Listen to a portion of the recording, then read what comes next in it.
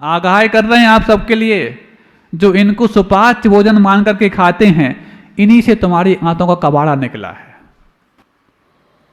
दांतों का जहां परिश्रम नहीं हुआ, वहां आंतों को परिश्रम ज्यादा करना पड़ा है। और जब दांतों और हाथों के परिश्रम समाप्त होते हैं, इसलिए तो साधु सबसे पहले हाथों का परिश्रम करते हैं। बहुत कुछ तो यहीं पचा लेते हैं शोधन करते समय, फिर उसके बाद जैसे ही मुख में रखते हैं, दांतों से चर्वण करके पचाते हैं, फिर उसके बाद कम से कम बोझ अपनी आंतों पर डालते हैं। जब कम से कम बोझ आंतों पर डलता है, तो अधिक से अधिक बोध उनकी बातों का होता है। और तुम लोग डालते हो आंतों पे बोझ, भोजन करते वक्त आहा, और पचाते वक्त होता कि नहीं होता? एसिडिटी बन रही, पेट में दर्द हो रहा, मरोड़ हो रही, ये सब क्या है? जो बाहर मुख में मुराया नहीं है ना, वो अंदर जाके मुराना पड़ रहा है। मुराना समझते हो ना? चबाना, आपकी भाषा का शब्द बोल दिया मुराना, पुराने लोग बोलते थे। अब तो हम बहुत क्या मॉडर्नाइज हो गए हैं, च्यूइंग करते हैं, चबाना करते हैं। बेटा हैंड वॉश कर लो, और जो फूड है उसको च्यूइंग करके खाना। हाँ, बहुत अच्छा चिड़िया है जो च्यूइंग करके खाएगी। बिल्कुल महाराज, सबके सामने तो पोल मत खोला करो। अब सबकी एक सी ढोल है तो पोल में उसमें कौन सी बड़ी बात है? बताओ, खाते कि नहीं खाते? उसके साथ फिर एक और आ गया, तुम खाने में मेहनत तो करो ही ना, लेकिन जो मेहनत उस खाने के स्वाद को पहचानने में होती थी, उसको भी बर्बाद कर देंगे। और शुरुआत से ही कर देंगे, बच्चों के सामने मोबाइल रख करके हम खिलाएंगे, ताकि बच्चा ना टेस्ट पहचान पाए, ना अपनी भूख पहचान पाए। क्योंकि जो भूख पहचानता है उसको टेस्ट की आवश्यकता नहीं होती, और जो टेस्ट पहचानता है उसको भूख की आवश्यकता नहीं होती। और जो दोनों नहीं पहचानता, उसको फिर माता पिता की आवश्यकता नहीं होती, सिर्फ मोबाइल की आवश्यकता होती है। ये माता पिता ही हैं जो खुद की आवश्यकता बच्चों के मन से खत्म कर रहे हैं। ये माता पिता ही हैं जो खुद के महत्व को बच्चों से दूर कर रहे हैं, क्योंकि अपने बच्चों के सामने भोजन ना करा करके उनसे दूर जा करके मोबाइल के सामने भोजन कराना सिखा रहे हैं। तैयारी कर दी आपने पूरी।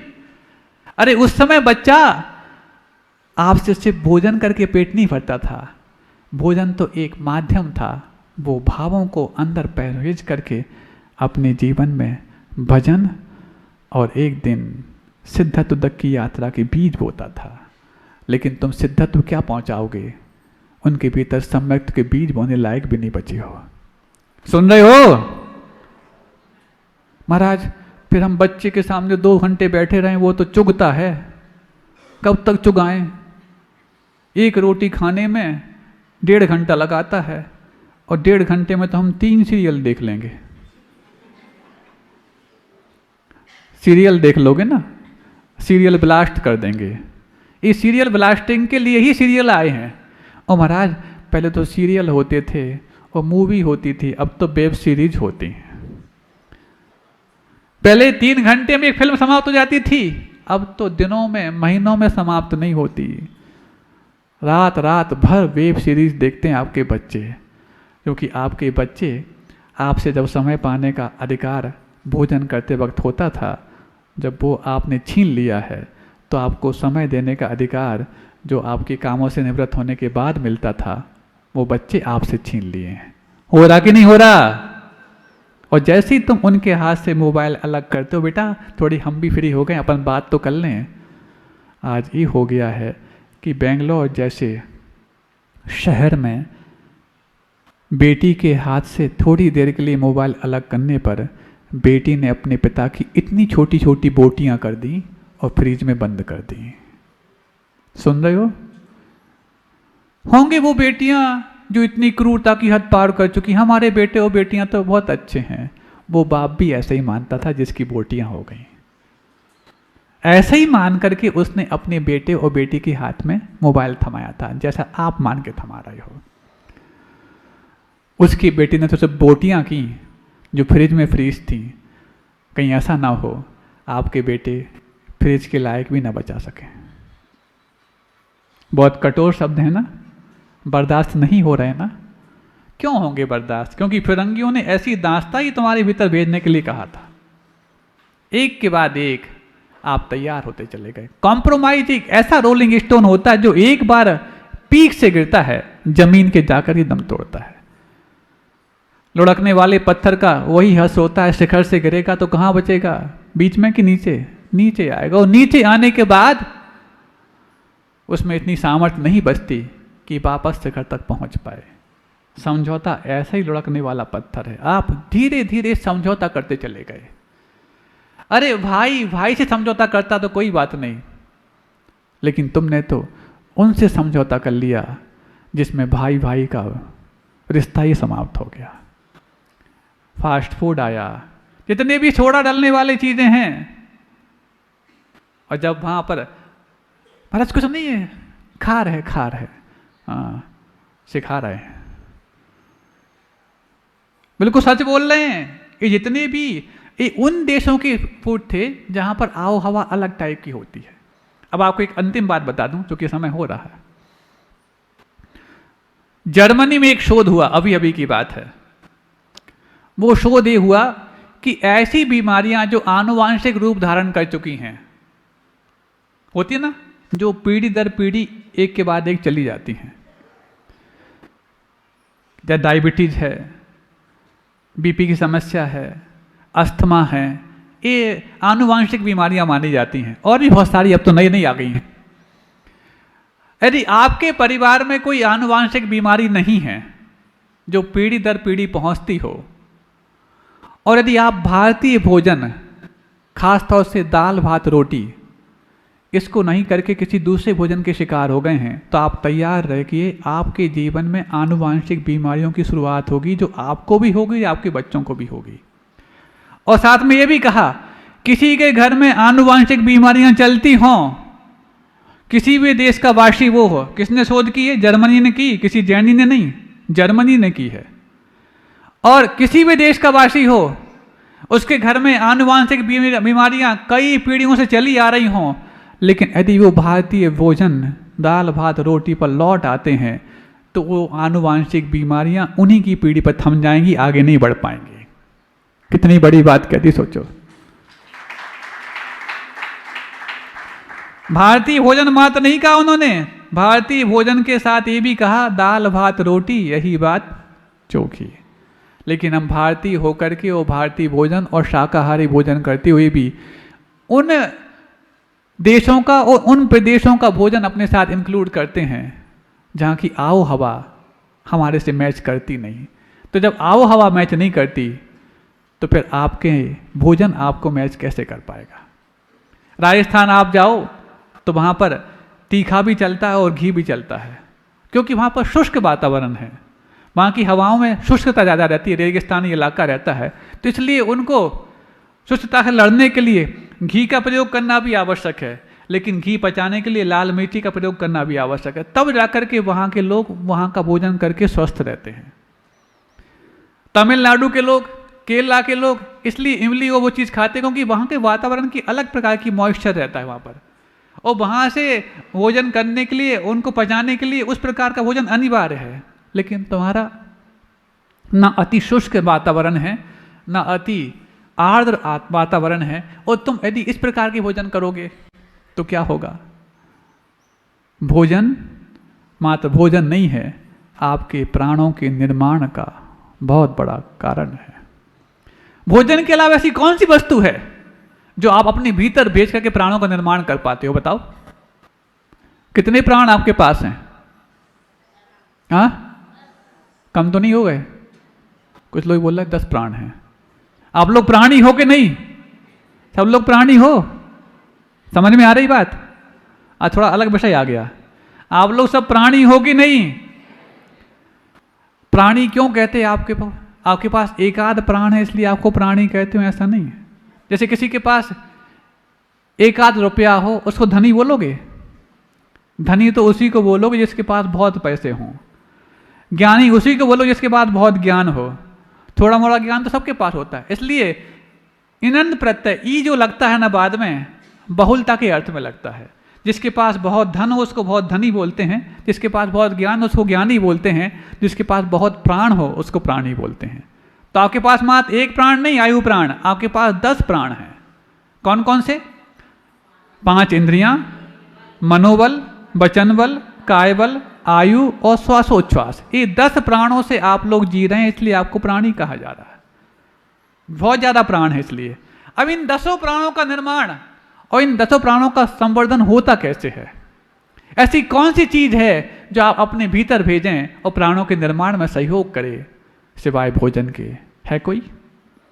कई बार अपने बच्चों को आप बोलते हैं बेटा दुर्जनों से दूर रहना, बुरी संगति से बचना। गुरुजी बहुत अच्छी बात कहते, याद आ गई, अंत में गुरुजी की बहुत अच्छी बात याद आ गई। व्यक्ति दुर्जन से बचने का प्रयास तो करता है लेकिन दूषित भोजन से नहीं बचता।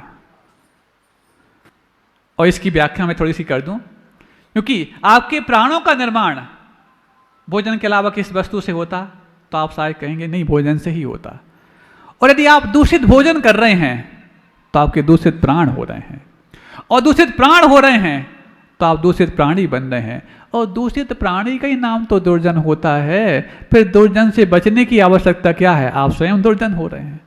फिर अपने बच्चों को मत कहना बेटा दुर्जन से बचना, बच्चों को सिर्फ इतना बोल देना दूषित भोजन से बचना, वो दुर्जन से बचना भी सीख जाएगा, और दुर्जन के साथ भी रहा तो उसको सज्जन अवश्य बना जाएगा। दुर्जन से बचने की हिदायत देने वाले माता पिताओं कभी दूषित भोजन से बचने की बात कहते हैं। बेटा घर में यदि कुछ नमकीन मीठा खाने की जिद करता है तो तुम्हारे हाथ में वो सामर्थ्य नहीं रह गई है कि उनके लिए तुरंत तुम नमकीन मीठा तैयार कर सको। तुम्हारे हाथ में तो इतनी सी सामर्थ्य है, 10 रुपए का नोट निकाला, जाओ 10 रुपए का पैकेट बहुत अच्छा आता है, हर चीज के 10 रुपए के सैशे और पाउच आ गए, तेल से लेके घी तक के और नमकीन से लेके मीठे तक के, आए कि नहीं आ गए? इसलिए 10 रुपए वाली चीज पर सबसे कम टैक्स है सरकार का, क्योंकि तुम्हारे दिमाग में सिर्फ 10 तक की कीमत है। क्योंकि तुम्हारे दिमाग में 10 तक किसने दी है? उन फिरंगियों ने, जिन फिरंगियों के मंसूबे तुम्हारे प्रति बहुत खराब थे। कितना कठोर बोल देते हैं महाराज जी आप हमारे बारे में, तो भी हम सुनते हैं। बताना कल से सुनने के लिए, महाराज ये तो नहीं बनता। इतना कठोर सुनने के बावजूद तुम रोज आते हो, तुम्हारे अंदर की कठोर लोभ कसाय को निकलवाने के बाद भी तुम जी भर करके आते हो। यही तो गुरुदेव का अतिशय है जो अतिशय के निर्माण में काम करें। लेकिन महाराज आप कठोर भी बोलते हो लेकिन मुस्कुरा के बोलते हो, और हम मीठा भी सुनते हैं लेकिन उदास होकर सुनते हैं। कल से बोलना ना पड़े प्रवचन के प्रारंभ में कि मुस्कुराओ, आप लोग बोलना महाराज जी, जैसे हम जयकारा बोले ना, महाराज जी हम मुस्कुरा चुके हैं, आप प्रवचन प्रारंभ करिए। ये संचालक निवेदन तो रोज करते हैं, महाराज जी आपसे निवेदन है कि आप अपने अमृतमय प्राणी से हमें कृतार्थ करें, लेकिन हम चाहते हैं निवेदन तब करें जब हमारा मंगलाचरण पूरा हो जाए। महाराज जी हम मुस्कुरा चुके हैं, आप अपने अमृतमय वाणी हमें तक प्रदान करें, तब तो कोई बात है। और हमें बोलना पड़े मुस्कुराओ, भगवान कौन सा बोझ उठा करके आए ये लोग। अरे बोझ तो अधिकांश लोग उतार चुके हैं, अब तो हल्का हो गए, और हल्के व्यक्ति तो मुस्कुराते हैं और दूसरों हल्का करने के लिए कारण बन जाते हैं।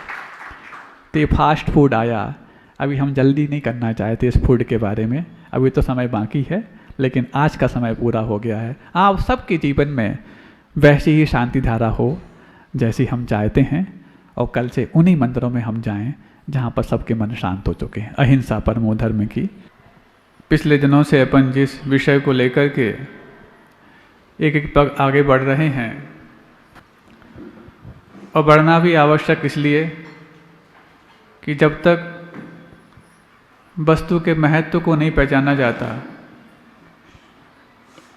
तब तक उसकी उपयोगिता के बारे में भी हम सही न्याय नहीं कर पाते।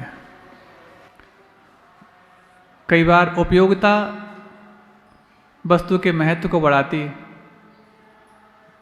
तो कई बार महत्व के कारण उसकी उपयोगिता न्याय पाती।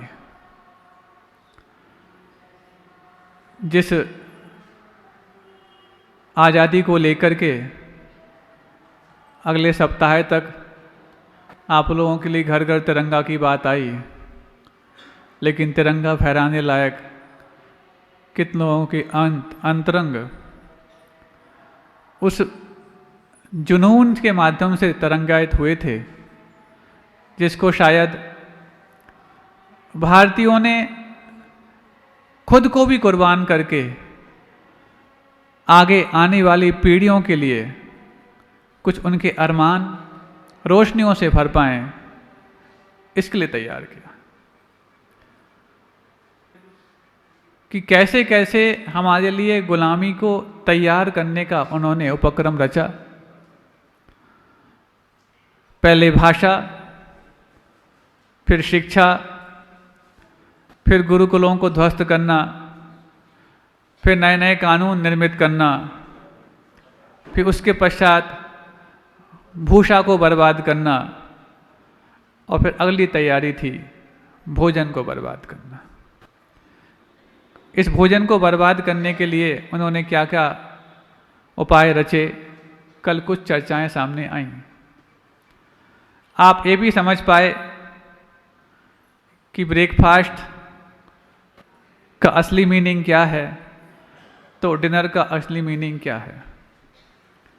ये बात अलग है कि डिनर और ब्रेकफास्ट के अर्थ अभी तक जो आपके दिमाग में थे, और बिना पुरानी डिक्शनरियों को पढ़े हुए आपके अध्यापक इनका मीनिंग आपको बताए, महाराज जी पुरानी मतलब, हाँ कुछ अभी नई नई छपी हुई जो डिक्शनरीज हैं उसमें भले ही डिनर का मीनिंग वो लिख दिया गया हो जो आप जानते हैं, लेकिन डिनर का असली मीनिंग आज से 25-30 साल पुरानी डिक्शनरी में यदि आप देखेंगे, और बल्कि आज की डिक्शनरी में भी यदि वही रूपांतरण हुआ है, तो आप पाएंगे the main meal of the day either afternoon और इवनिंग इज कॉल्ड डिनर, कि दिन का मुख्य भोजन या तो वो दोपहर में किया जाए अथवा शाम को किया जाए, उसी का नाम डिनर होता है। ये आप चाहे ऑक्सफोर्ड डिक्शनरी में ढूंढ लेना, चाहे भार्गव की डिक्शनरी में ढूंढ लेना, अथवा साहिनी की डिक्शनरी में ढूंढ लेना, अथवा मोबाइल की, यदि वो आज की डिक्शनरी से प्रभावित नहीं हुई है तो इन सब में यही मीनिंग मिलेगा। लेकिन हम अभी तक क्या मानते थे कि रात के कैंडल लाइट में या मध्यम रोशनी में होने वाले भोजन का नाम डिनर है, और जब डिनर का मतलब ये हो तो ब्रेकफास्ट का मीनिंग तो खत्म हो ही जाएगा, क्योंकि ब्रेकफास्ट शब्द अपने आप में बोलता है ब्रेक दी फास्ट, जो रात में उपवास हुआ है उसको ब्रेक करने का नाम ब्रेकफास्ट है।